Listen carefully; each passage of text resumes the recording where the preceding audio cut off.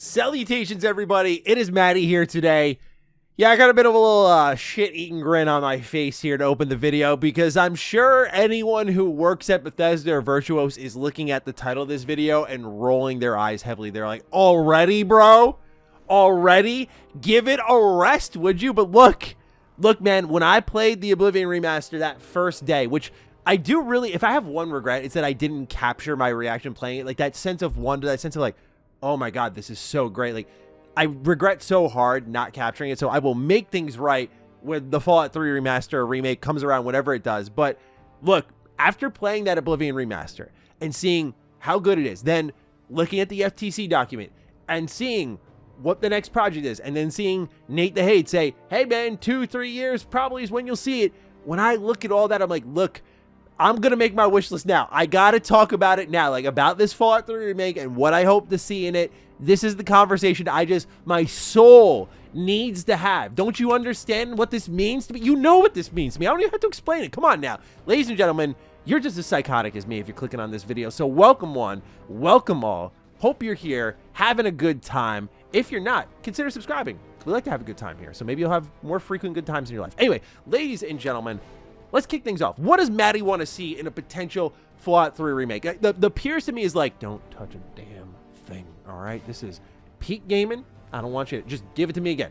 I was ready to take that like in 2014, right? But now times have changed. Remember when we were asking for that? Like, hey, can we just get like a new collection of Fallout 3 in New Vegas dual pack on PS4 and Xbox One? I think I have videos about it. Well, not anymore. Now we're talking this borderline remake project. Bethesda has really set the standards for what a remaster can be, where you just have those moments you're like pump faked. You're like, is that? I don't remember if it was like that in the original. And that's when you know you've got a really good remaster on your hands. So what could Fallout 3 change in my eyes? I think the first place we got to go is the shooting. This is something that is not heavily skill-based, where I feel if Bethesda brought this in line with any Fallout game, it's going to be Fallout 4. Just like I talked about in a previous video, Oblivion was brought in line with Skyrim. Its combat was brought in line with Skyrim. Its UI was brought in line with Skyrim. This is deliberate, right? Because Skyrim is the most popular game Bethesda has ever made and probably will ever make until maybe Elder Scrolls 6 if it knocks it out of the park. But Skyrim is also just the most popular Elder Scrolls game. Now let's take a look at Fallout. What's the parallel there? It's Fallout 4. Fallout 4 sold like hotcakes. Fallout 4 still insanely relevant. One of the most popular things we covered on this channel was a Fallout 4 next gen update. That was like highly anticipated by our own community. Why is that? Because just Fallout rules. But Fallout 4 was really, really popular. And if we're comparing gaps, right? There was a 5-year gap between Oblivion and Skyrim, right? 06 and 2011. Meanwhile, with Fallout 3 all the way to 4, by the way, I'm sorry, I'm not trying to ignore New Vegas. We'll talk about it in a little bit here. We're talking 7 years, and Bethesda was saying, like, this is an opportunity to introduce it to new fans. So even more so in this case. So you bring it in line with Fallout 4. Fallout 4, one of its best improvements of the franchise was proper shooting. Now, it stepped away from too many of the RPG elements in turn, but its proper shooting was a welcome addition. Fallout 3 doesn't even have aim down sights. This was something that was a selling point for Fallout New Vegas when it was coming out. Many of you may not remember because we're well past the marketing campaign, but that was something that I remember watching an IGN preview of them going, yeah, now you can actually aim down sights. So I think proper shooting, proper recoil, aim down sights are like the easy 1, 2, 3 to expect out of this, and bringing it right in line with Fallout 4, where if you played Skyrim, Oblivion Remaster feels really good. If you played Fallout 4, then the Fallout 3 remaster / remake should feel really good. So I think those are the easy 1, 2, 3. After that, we take a look at Oblivion Remaster. What's it doing that we should expect?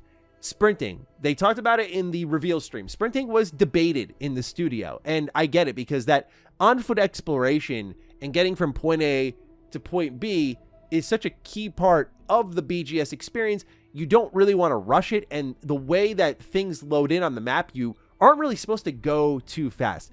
This is something that I think, again, going from Fallout 4 to Fallout 3, you're modernizing the experience. Sprinting is an expectation. One of the most popular mods for Fallout 3 is a sprint mod that I believe the creator of it said they made it by creating mini explosions behind the player, and it kind of pushes them forward and creates the idea of sprinting because it is moving you faster. But the way they did it was just like an insane jury rigging of ideas And when you look at Oblivion and some of its most popular mods, they got brought into that remaster. So I feel like Fallout 3 should have proper sprinting. But what's interesting is the Fallout 3 map is smaller, to at least my eye check, compared to Oblivion by a decent amount. And I think the reason Fallout 3's map feels big is it doesn't have sprinting. So if you can sprint across that map, you will get from point A to point B much, much quicker. So I think there will be much more of an internal debate about this one, but my gut would say they're going to bring it in because it's just something that no one really argues with, getting from point A to point B quicker.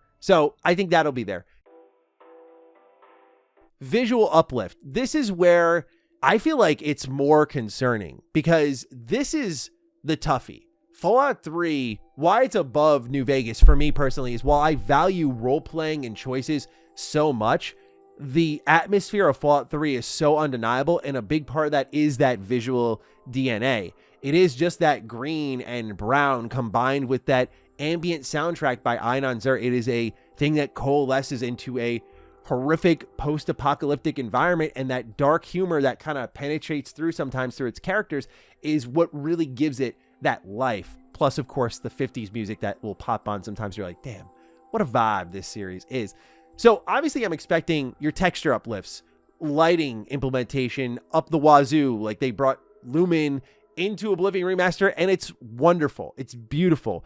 The animations for combat, I'm hoping that they get the same uplift, whether it be reloading in first person, all the way to melee in first person, melee in third person. I think this is something that Bethesda really needs to keep pushing, because it's strange to say that their best third person animation experience is in a remaster of their 06 game that was co-developed by Virtuos. Bethesda needs to make sure that if they're pushing the boundaries here, that Elder Scrolls 6 better look really good in third person. So with that expectation in mind, I'm hoping third person animation does improve a lot with Fallout 3. But like I was talking about, textures and lighting is the big thing for Fallout 3, where it's like, you gotta retain that visual DNA. But if you're bringing it in line with Fallout 4, what does the sky look like in Fallout 3? And that may sound like a stupid conspiracy brain Mr. Matty moment, but for real, like, think about it. The sky in Fallout 3 is ugly. The sky in Fallout 3 is nuclear. It's radiated. In Fallout 4, again, the theme of that game is rebuilding. So when the sky is blue, there's a little bit of hope above you. But in Fallout 3, that's not the case at all. It's a bad situation here. So what does that sky look like? Do they bring it more in line with, this is what a real sky would actually look like?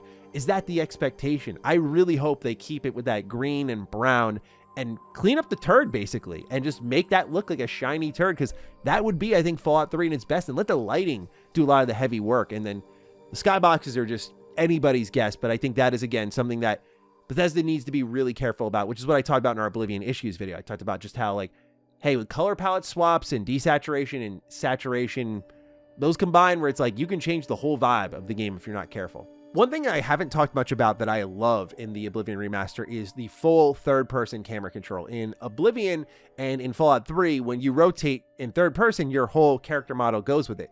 But in something like Skyrim, one of the best changes they made was detaching it from which way your character model was facing and having it just rotate around your body. This is just good for those epic peak of the mountain moments that you have in so many BGS games, and I hope they bring that into this remaster as well, that you can rotate that camera around your character. Facial animations, I expect these to be updated and look better. I think there was, if you look back at these games in their original states, Oblivion to Fallout 3, these games are right next to each other, 06, 08.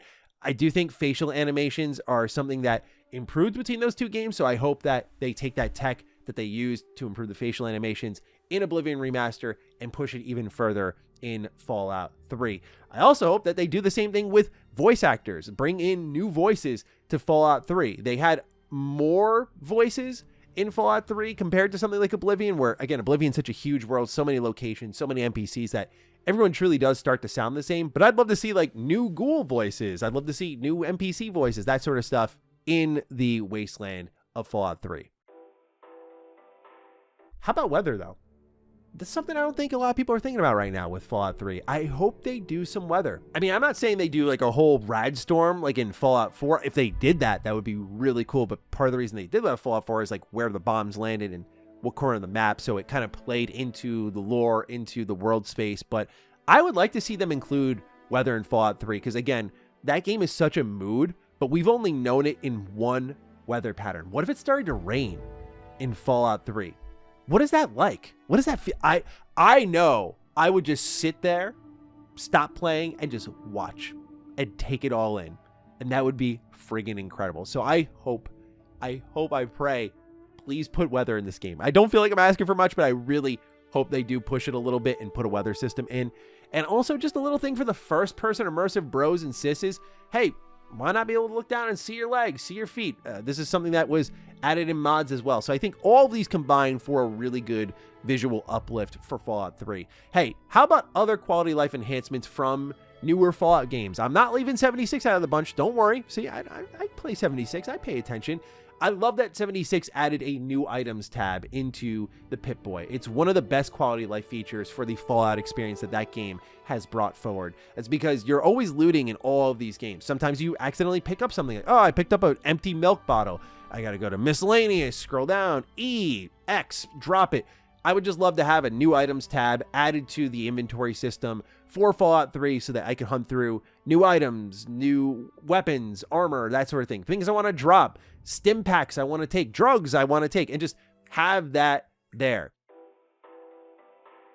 Another thing I think that they could make an adjustment to, VATS. VATS is a real-time system in Fallout 4, and it keeps the action going. If you improve the shooting in Fallout 3, that brings up another design question.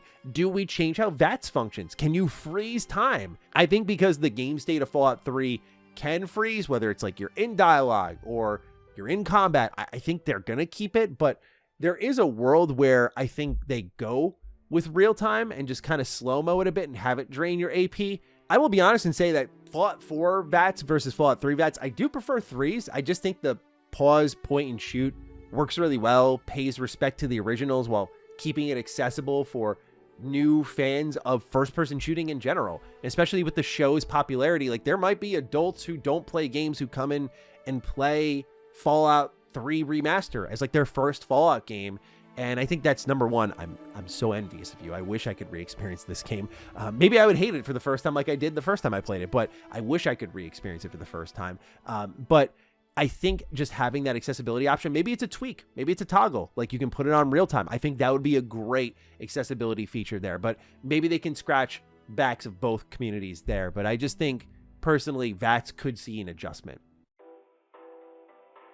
Some people seem to really like this, so I'm going to throw it out there as more of like a community thing, but Oblivion had a whole zoom feature for their map. Instead of like one map for the world map and one map for the local map, they just kind of made it where it's a map screen and you zoom in, and if you zoom in more, it turns into a local map. I think that would be a cool toggle, but if there's a real thing I want them to include from the map system of Oblivion Remaster, it is absolutely, without a doubt, the filter and toggle system. If anybody has watched me in the rare days that I streamed, and when I was streaming, I was playing lots of things, but oftentimes in my early days of streaming, it was Fallout. And I always remember people telling me, like, go to this location to get this, and I'd like fire up the map. And I know these maps like the back of my hand, but when it comes to finding the icons, I'm like, I know you're in the Northeast, like somewhere around here, I think. I still can't find it. And then I have my chat just guiding me the whole way through. That was the Fallout 3 New Vegas 4 experience where I'm like, I know I'm in that, especially Fallout 4, where you have that sea of icons, like in places such as the Commonwealth. I'm like, why isn't there a filter? Why isn't there a toggle? I love that Oblivion, with the amount of locations it has, just like, here's a camp, here's alien ruins, etc., etc. I love that there is a toggle. Also, we got to just talk briefly in this conversation, because I feel like it would be cheap for me to make a whole other video dedicated to it unless like something really broke about it.